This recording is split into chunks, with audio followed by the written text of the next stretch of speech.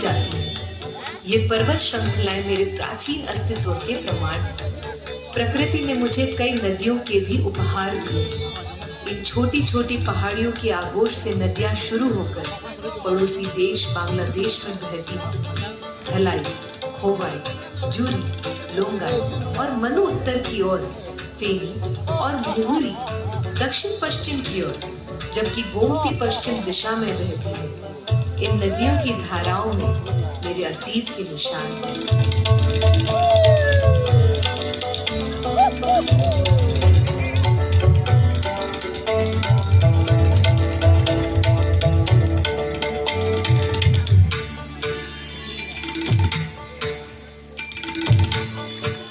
पहली शताब्दी से भी प्राचीन है मेरा अस्तित्व। मेरी अनूठी जनजातीय संस्कृति है। मेरे पास अनोखी और जीवंत लोक गाथाएं हैं। सदियों पहले शुरू में मुझे किरात देश के नाम से जाना जाता था।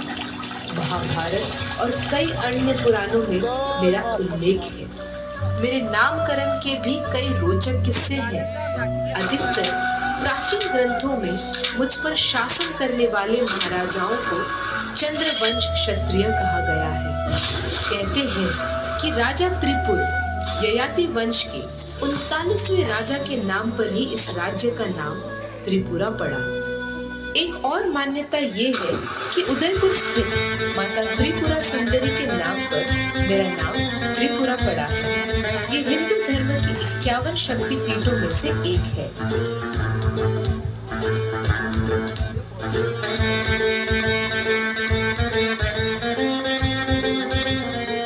युगों से मेरा अस्तित्व, सदियों से मुझ में प्राण है। वेदों में है मेरा वर्णन, पुराणों में मेरे प्रमाण हैं। मेरे बारे में प्रामाणिक जानकारी 1279 से मिलती है।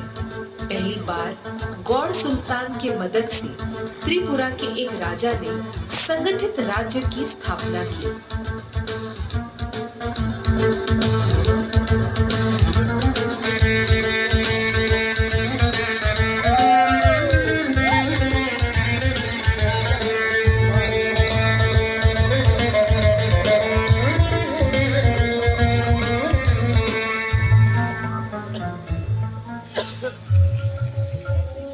महाराज की जय हो, महाराज की जय हो।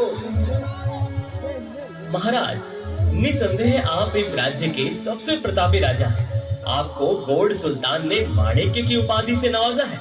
आपका पराक्रम राज्य को माणिक्य के समान सुशोभित करेगा।